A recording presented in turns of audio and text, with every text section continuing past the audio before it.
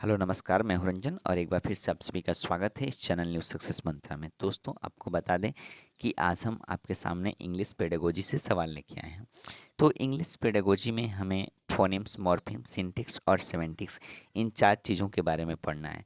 और कहीं ना कहीं इन चारों से यानी कि फोनेम से, मॉर्फीम से, सिंटैक्स से और सेमेंटिक्स से आपको एग्जाम में सवाल देखने को मिलता है। तो फिर इसको पढ़ लेते हैं और अपना एक नंबर कंफर्म करते हैं। तो फोनेम्स, मॉर्फीम, सिंटैक्स, सेमेंटिक्स ये चारों क्या हैं? ठीक है, इस चीज़ को वन बाय वन एक्सप्लेन करेंगे। बिल्कुल हम सटीक तरीके से अपने हाथों से लिखा हुआ है, ठीक है, और आपको बताएंगे, है कि नहीं? तो चलिए हम आपको बताते हैं ये सिंटैक्स, मॉर्फीम, फोनेम्स, सीमेंटिक्स के बारे में। चलिए, जैसे कि आप यहाँ पे देख सकते हैं, देखिए फोनेम्स होता क्या है। तो सबसे पहले बात करेंगे फोनेम्स के बारे में। फोनेम क्या है? तो a smallest unit of sound या फिर a single unit of sound, यानी कि फोनेम क्या है? फोनेम क्या है? तो phoneme smallest unit of sound है, यानी साउंड का सबसे स्मॉलेस्ट यूनिट या फिर सिंगल यूनिट ऑफ साउंड, यानी कि साउंड का सिंगल यूनिट है। अब देखिए फोनेम्स होता क्या है। तो आप जितने भी पी प्लस एच दोनों सिंगल है ना, ये सिंगल वर्ड बना है और ये फिर दोनों मिल के क्या करते हैं, एक सिंगल यूनिट ऑफ साउंड देते हैं।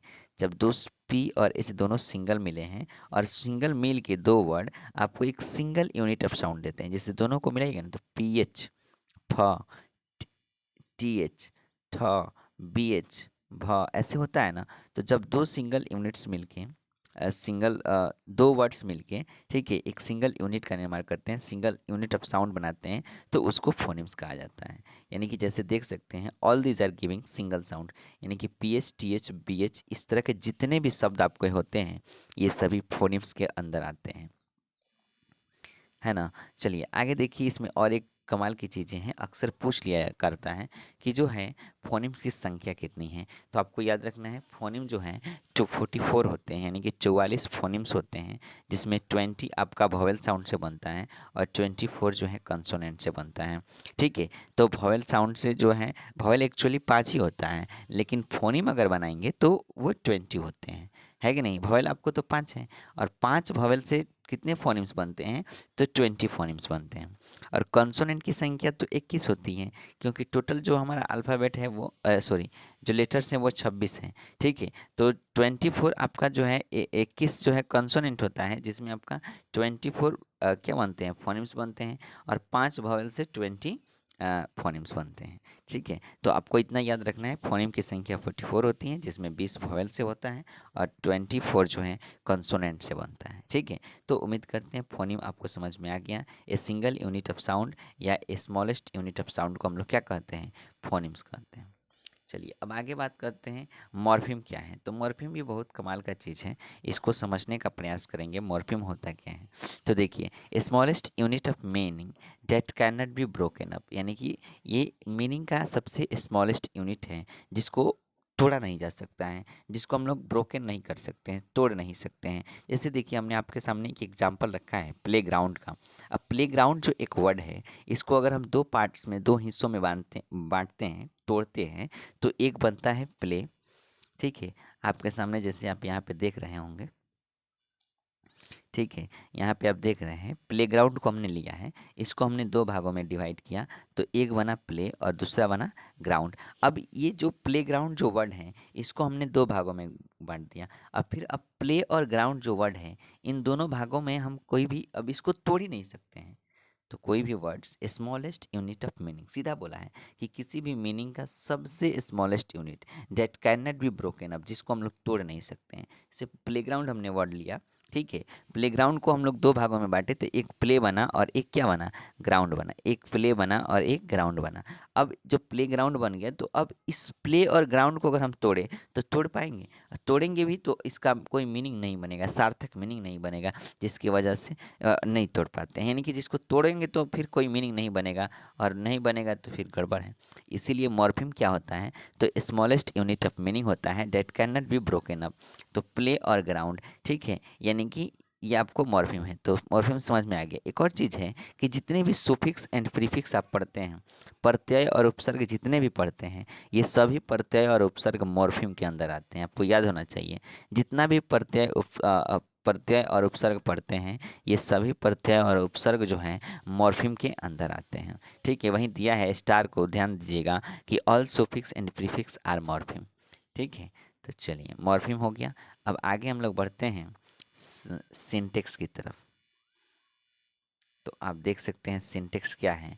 सिंटेक्स बोला है कि science of sentence constructions in a language या order of words which has specific structure, यानी कि कोई भी शब्दों का एक ऐसा क्रम जिसमें हम क्या करते हैं कि जिसको हम एक स्ट्रक्चर के रूप में रखते हैं। ठीक है, ये उसी को सिंटेक्स कहते हैं, यानी कि शब्दों का ऐसा order which has specific structure, जिसका एक स्पेसिफिक स्ट्रक्चर्स होता है। ठीक है, उसी को हम लोग सिंटेक्स कहते हैं। सिंटेक्स यानी होता है, आप सिंपल से, ठीक है, सिंटेक्स यानी देखिए वाक्य विचार। इसमें देखिए और कोई भी सेंटेंस हम लिखते हैं तो उसका क्रम होता है ना जी, पहले सब्जेक्ट होता है, उसके बाद वर्ब होता है, उसके बाद ऑब्जेक्ट होता है, यही क्रम है। यानी कि कोई भी शब्दों का अगर हम उसको स्ट्रक्चर में, एक सही स्ट्रक्चर्स में लिखते हैं तो वो क्या है, सिंटेक्स कहलाता है। ठीक है, जैसे हमने लिखा Ram is a good boy, ये क्या है, सिंटेक्स के अंदर होगा। यानी कि उसमें सिंटेक्स में हम ये भी देखते हैं कि जैसा हमारा सब्जेक्ट होता है वैसा ही वर्ब होना चाहिए। अगर सब्जेक्ट सिंगुलर है तो वर्ब भी सिंगुलर होना चाहिए, सब्जेक्ट पुल्लर है तो वर्ब भी पुल्लर होना चाहिए। यानी कि इसमें क्या होना चाहिए, a order of words which has specific structure, ये इंपॉर्टेंट चीज़ है कि किस एक शब्दों का जो क्रम होना चाहिए वो एक ऑर्डर, क्या बोल सकते हैं, एक स्पेसिफिक स्ट्रक्चर्स में होना चाहिए। उसका जो कंस्ट्रक्शंस होना चाहिए लैंग्वेज का वो सही ढंग से होना चाहिए, सब्जेक्ट वर्ब ऑब्जेक्ट के रूप में होना चाहिए। तो इस तरीके के जो भी बनेंगे वो क्या है, सिंटेक्स कहलाएंगे। आगे हम देखते हैं सीमेंटिक्स। सीमेंटिक्स क्या होता है, तो देखिए सीमेंटिक्स जो है बहुत ही तगड़ा चीज़ है, और इसको आप समझ लेंगे तो समझ में आ जाएगा। Specific meaning in sentence is called semantic, यानी कि किसी भी वर्ड का अगर स्पेसिफिक मीनिंग है, किसी भी सेंटेंस का, सॉरी, किसी भी सेंटेंस का स्पेसिफिक मीनिंग को ही हम लोग क्या कहते हैं, सीमेंटिक्स कहते हैं। या फिर meaningful arrangements of words which give specific and logical meaning, यानी कि मीनिंगफुल अरेंजमेंट्स ऑफ वर्ड्स, यानी कि शब्दों का एक मीनिंगफुल अरेंजमेंट। ठीक है, which give specific and logical meaning, जो हमें स्पेसिफिक और लॉजिकल मीनिंग देता है। जैसे देखिए सिमेंटिक्स बड़ी आसान चीज़ है, आप यहाँ पे देख सकते हैं लिखा हुआ है Ram drinks mango, Ram drinks mango. अब बताइए ये राम जो है मैंगो पीता है क्या, लोग आम को खाते हैं, पीते नहीं हैं। यानी कि ये जो है जो सेंटेंस बना है ये स्पेसिफिक मीनिंग नहीं दे रहा है। राम आम को पीता है, ये तो सेंटेंस बिल्कुल गलत है। स्पेसिफिक मीनिंग कहाँ दे रहा है, आम को पिया नहीं जाता है, आम को खाया जाता है। ठीक है, तो राम ड्रिंक्स मैंगो ये क्या है, गलत है, और गलत है तो इसी को कहते हैं सिमेंटिकली सिमेंटिकली रॉन्ग है। यानी कि ये सिमेंटिक रूप से क्या है, गलत है, मतलब ये गलत सेंटेंस है, ऐसा नहीं होना चाहिए। इस सिमेंटिक्स में होता क्या है कि शब्दों का जो मीनिंगफुल अरेंजमेंट्स होता है शब्दों का। अब देखिए ड्रिंक के साथ मैंगो लगाना ठीक नहीं है, यानी कि ड्रिंक वाटर होता है, ड्रिंक मिल्क होता है तो सही होता।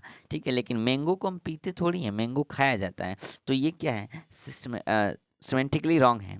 लेकिन वहीं अगर राम इट्स मैंगो बोलेंगे तो ये बिल्कुल सही है, क्योंकि आम खाया जाता है, तो राम इट्स मैंगो ये बिल्कुल ही लॉजिकल मीनिंग इसका, और स्पेसिफिक जो है ये इसका जो अरेंजमेंट है, प्रबंधन है, ये बिल्कुल ही सही है। इसीलिए ये सही होगा राम इट्स मैंगो, न कि राम ड्रिंक्स मैंगो सही होगा। तो इसको हम लोग सिमेंटिकली रॉन्ग बोलते हैं, और ये हमारा बिल्कुल ही क्या होता है, सही होता है, राम इट्स मैंगो जो करके आता है। ठीक है, तो उम्मीद करते हैं आपको ये सारी चीज़ें जो सिमेंटिक्स, सिंटेक्स और आपका फोनिम्स और जो मॉर्फिम्स हैं, ये सारी चीज़ें आपको समझ में आ गई होंगी। तो चलिए फिर मिलते हैं हम लोग नेक्स्ट वीडियो में, तब तक के लिए अपना ख्याल रखिए। जय हिंद, जय भारत, और पढ़ते रहिए, मुस्कुराते रहिए। Thank you.